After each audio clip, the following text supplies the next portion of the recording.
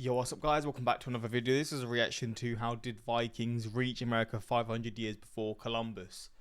And if I'm honest, I don't even know much about this at all. I've probably seen it mentioned briefly in an old video that I've reacted to. But 500 years before Columbus came across this land, there were Vikings that got here.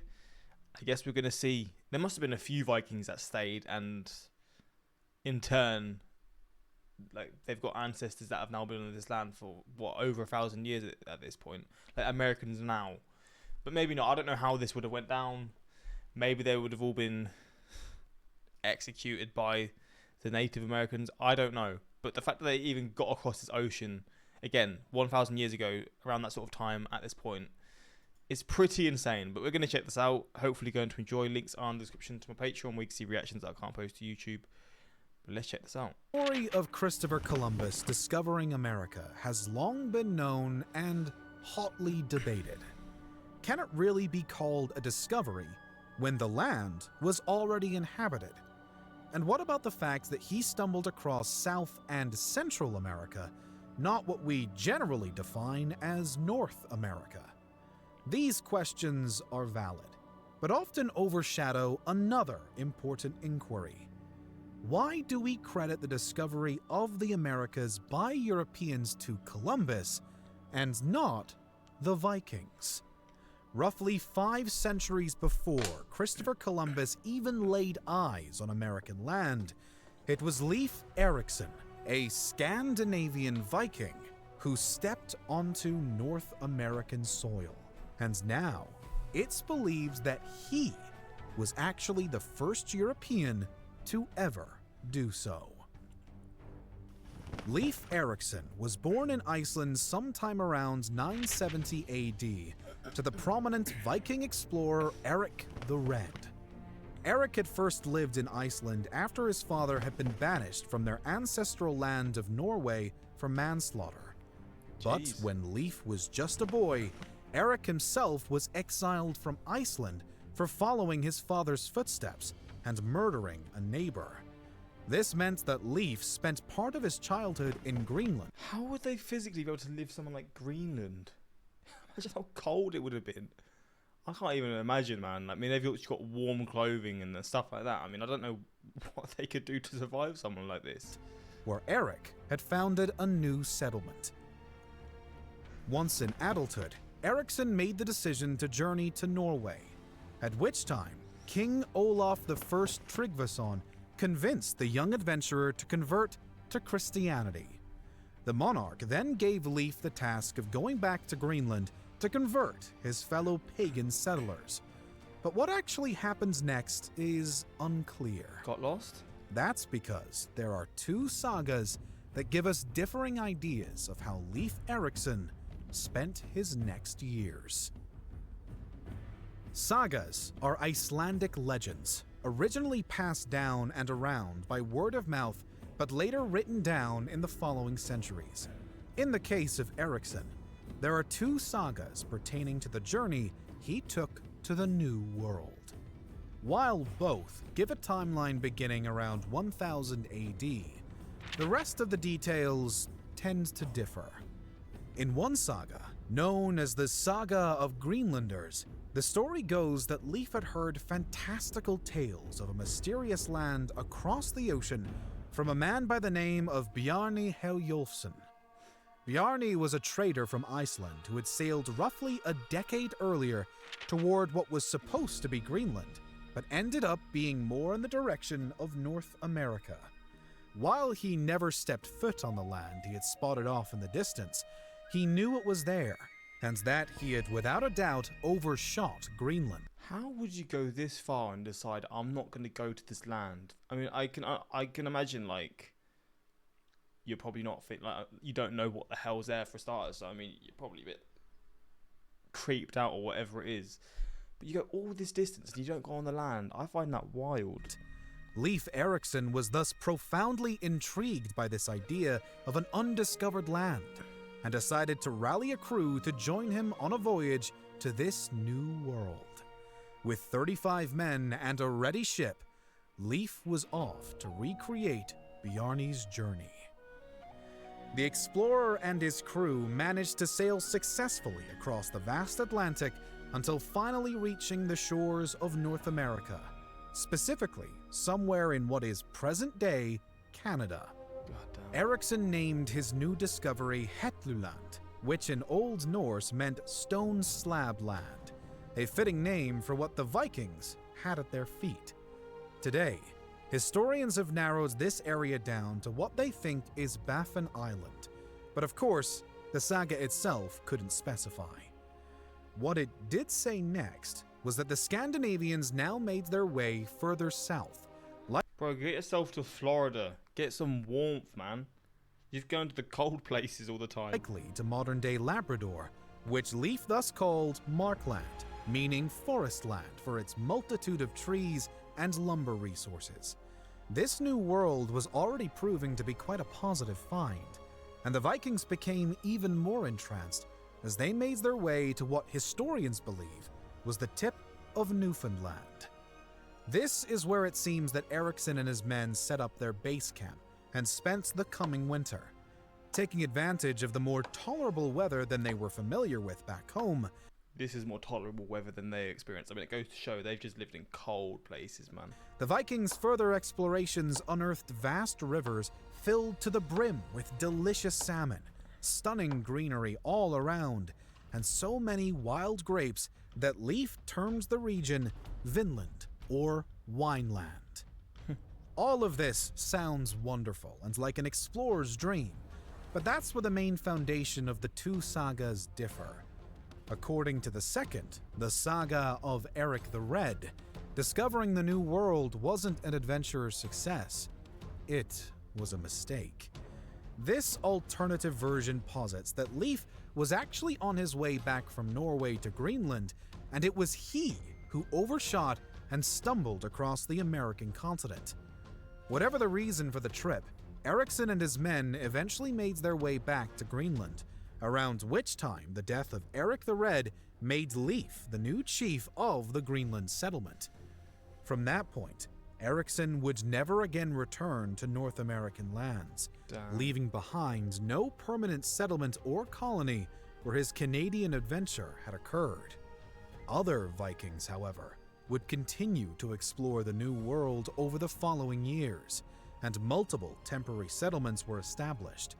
Only 3 years after Leif's expedition, his brother, Torvald, had been on an excursion of his own in North America when ongoing conflict with the native populations eventually led to his murder, making him what many believe to be the first European ever buried in American ground. Jeez. But that's still technically speculation, and many say that this whole narrative is yet unproven. In fact, can we trust these sagas at all? Are they real history? If you ask quite a few historians, archaeologists, and the like, yes, we can trust the Icelandic stories, and they do include actual historical facts, even if some of the details may have been tweaked over the years. Evidence to support the stories of Leif's trip to North America have been found, and it correlates tightly with the sagas. Back in 1960, Helge Ingstad, a Norwegian explorer in the search of Viking remnants in modern-day Canada, found just what he was looking for. After tirelessly probing the coasts of Labrador and Newfoundland, Helge unearthed remains of a centuries-old settlement on the northern tip of Newfoundland, particularly in the L'Anse aux Meadows. An archaeology team made up of archaeologists from around the world was thus brought in to... Wait, this is going to sound so stupid. They had archaeologists 1,000 years ago. What the hell? To examine Ingstad's findings, and the subsequent excavation confirmed that these ruins did belong to Vikings and were traced back to the same century that Ericsson had allegedly settled. Wait, how long ago were these archaeologists? Am I being stupid? Did I not listen to something? Maybe I was daydreaming for a second. A Norwegian explorer... 1960. I was daydreaming, I'm sorry. I was about to say, archaeologists 1,000 years ago, what? Then this story somewhat stands then. In the L'Anse aux Meadows.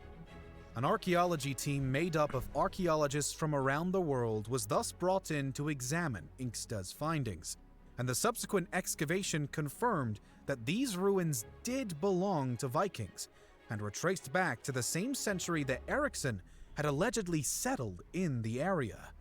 Furthermore, according to a piece in a journal called Nature, scientists had gone to the next level and actually tested 3 pieces of wood from the Viking ruins to see if they could pin down the exact year that they had been used. According to the journal, the project was successful, and the scientists were able to determine that the lumber had been cut in the year 1021 AD. While this might at first seem to contradict the sagas, which puts Leif's expedition closer to 1000 AD, many scholars say no, it does nothing of the sort.